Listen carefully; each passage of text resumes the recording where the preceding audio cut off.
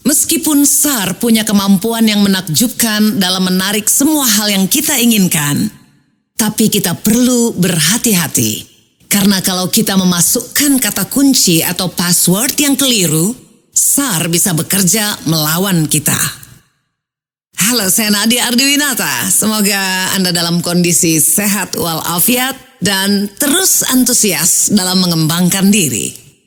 Kali ini kita akan membahas tentang cara meriset SAR. Sebelum mengikuti videonya, silakan like, subscribe, dan klik tanda loncengnya supaya tidak ketinggalan video-video terbaru. Nah, mari kita mulai. SAR memiliki kemampuan yang menakjubkan dalam memilah samudra informasi untuk menemukan satu bit informasi yang kita cari. Tetapi SAR bisa menjadi berkah atau malah menjadi kutuk bagi kita, tergantung pada kata kunci atau password yang kita masukkan ke dalamnya. Mari kita pahami dua jenis kekeliruan ini. Pertama, SAR yang tidak kita program untuk mencari apa yang sungguh-sungguh kita inginkan. Maka meskipun kita sudah dengan tekun mengejar sebuah tujuan, kita tidak dapat melihat semua petunjuk yang ada di lingkungan sekitar kita. Sehingga kita melewatkan semua sumber daya, koneksi, dan potongan teka-teki lainnya yang sebetulnya sangat membantu kita untuk mencapai tujuan. Katakanlah misalnya selama ini kita mempunyai penghasilan sebesar 100 juta per tahun. Maka jumlah itulah yang akan tampak normal bagi kita. Hal ini kemudian akan diterjemahkan ke dalam keyakinan kita. Saya bernilai 100 juta per tahun. Itulah tingkat penghasilan normal saya. Karena pikiran bawah sadar kita menahan erat-erat gambar kita yang menghasilkan uang 100 juta per tahun, maka pada saat sebuah ide atau peluang yang bernilai 1 miliar muncul, SAR akan menyingkirkan dan mengabaikannya, yang membuat kita sama sekali tidak menyadari keberadaan peluang itu. Jadi, bukannya dikirim ke otak sadar oleh SAR, informasi itu justru dilempar ke dalam lemari yang ada di dalam otak bawah sadar kita. Istilah neuroscience untuk keadaan seperti ini adalah skotoma, yang dalam bahasa Yunani berarti titik buta atau blind spot. Akibatnya pada saat jawaban sudah berada tepat di depan hidung kita, tetapi kita sama sekali tidak melihatnya. Yang kedua, SAR juga bisa bekerja melawan kita.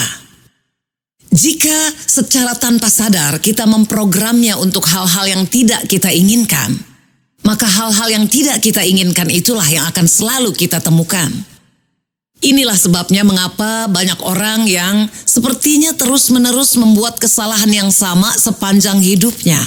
Apakah itu dalam bisnis, dalam percintaan, kesehatan, atau yang lainnya.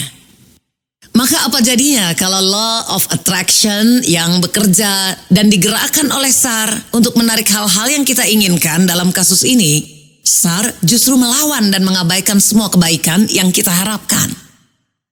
Tapi bagaimana mungkin? Kok secara tanpa sengaja kita bisa memprogram SAR untuk menarik hal-hal yang tidak kita inginkan? Hal itu bisa terjadi kalau kita lebih sering berfokus pada masalah daripada solusi.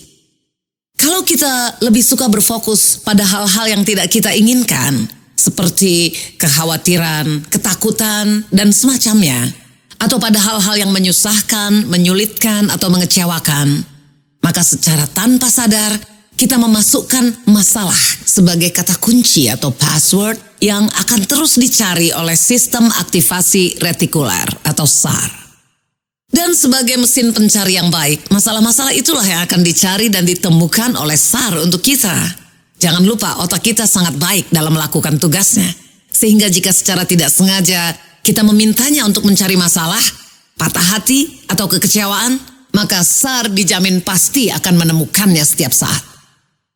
Ini berarti ketika kita berfokus pada 5 kilogram berat badan yang ingin kita turunkan, atau pada hutang 200 juta rupiah yang tidak ingin kita miliki, atau pada kekhawatiran bahwa bisnis baru kita mungkin akan gagal melewati tahun pertama, maka jaringan kerja saraf akan patuh bekerja, sibuk mencari dan menggali timbunan asupan sensorik untuk menemukan gagasan, pendapat, potongan pembicaraan, dan potongan bukti yang mendukung apa-apa yang tidak kita inginkan itu.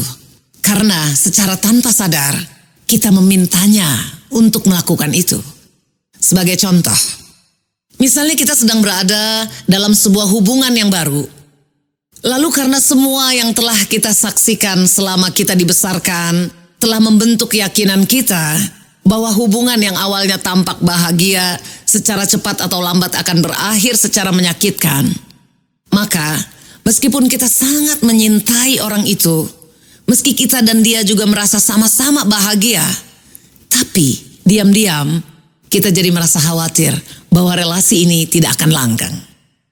Mungkin kita belum pernah menceritakan hal ini kepada siapapun, mungkin kita bahkan belum pernah menyuarakan kekhawatiran ini kepada diri kita sendiri. Namun, ini yang perlu kita ketahui. Tidak ada rahasia bagi otak bawah sadar kita. Kekhawatiran ini akan segera menggerogoti kita, kemudian merebut panggung utama dan menjadi kata kunci untuk dicari SAR. Inilah yang kemudian akan terjadi. Meskipun kita dikelilingi semua bukti di dunia bahwa relasi kita kokoh, aman, dan sangat sehat, setiap orang di sekitar kita juga melihat kita berdua sebagai pasangan yang sempurna, dan segala sesuatu dalam hidup kita menunjukkan kesimpulan manis yang sama. Tetapi tidak ada satupun dari semua bukti-bukti itu yang akan bermanfaat, karena SAR akan menyaringnya keluar. Jika ada sedikit saja pesimisme, katakanlah komentar sinis dari seorang rekan yang diam-diam cemburu pada kebahagiaan kita, SAR yang sudah terlatih akan mengabaikan ke-200 juta bukti positif tentang itu. Dan dia bergegas mengirim satu sudut pandang negatif ke kesadaran kita. Ketika sudut pandang negatif ini bergabung dengan keyakinan yang sudah terbentuk sejak kecil, maka kekhawatiran kita bahwa relasi ini tidak akan langgeng akan mendekat menjadi kenyataan. Karena keyakinan dan kebiasaan ribuan kali lebih kuat daripada hasrat. Dan kekhawatiran akan menjadi self-fulfilling prophecy atau ramalan yang mewujudkan dirinya sendiri. Maka ketika kita percaya bahwa relasi itu tidak akan langgeng, maka hal itu memang tidak langgeng. Hal yang sama juga terjadi pada kehidupan, keuangan, dan bisnis kita. Sistem aktivasi retikuler atau SAR melanjutkan pencarian bukti dan sumber daya yang mendukung untuk mengukuhkan apapun sudut pandang yang telah kita programkan kepadanya. Jika sudut pandang itu negatif, maka persis seperti itulah bukti dan realitas yang akan kita temukan, teguhkan, dan perbesar. Ingat, kekhawatiran adalah doa untuk apa yang tidak kita inginkan. Inilah sebabnya mengapa sangat penting untuk belajar mengarahkan sistem aktivasi retikuler secara sadar, karena kelenturan saraf bisa mengubah hidup. Kabar baiknya, ada sebuah proses yang disebut sebagai pengondisian ulang atau reset yang bisa kita manfaatkan untuk menulis kata kunci baru ke dalam mesin pencari yang bernama SAR ini. Melalui reset atau pengondisian ulang persarafan, kita dapat melatih SAR untuk mengarahkan kemampuannya untuk berfokus pada apa yang kita inginkan, bukan pada apa yang tidak kita inginkan. Untuk berfokus pada jalan keluar, bukan pada masalah.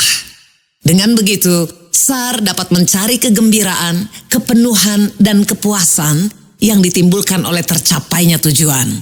Bukan kekhawatiran, keraguan, atau ketakutan kita untuk bisa mencapainya. Dalam film My Big Fat Greek Wedding, Taula mengeluh kepada ibunya tentang ayahnya yang suka memerintah. "Ma, ayah sangat keras kepala, apa yang ia katakan harus dituruti. Dia berkata pria adalah kepala rumah tangga."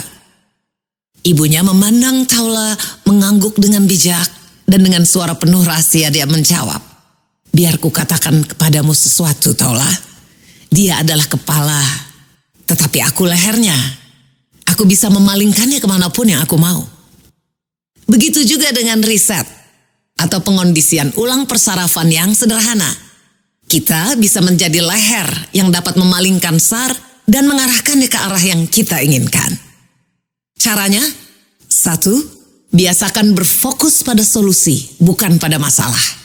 Jadi jangan berpikir what if, seperti apa yang terjadi kalau, atau bagaimana nanti kalau gagal, kalau nggak ada yang mau, kalau nggak punya duit. Fokus saja pada keinginan kita. 2. Berhentilah mengeluh. Berhentilah komplain, berhentilah meratapi nasib. 3.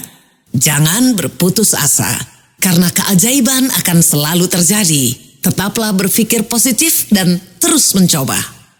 4. Mempertahankan mindset positif seringkali berhasil membuka pintu yang bahkan tidak kita sadari keberadaannya. 5. Berfokuslah pada bagaimana mencari solusi yang membuat situasi bahkan menjadi lebih baik daripada sebelumnya. Begitulah topik bahasan kita kali ini. Semoga bermanfaat. Sampai ketemu di video berikutnya.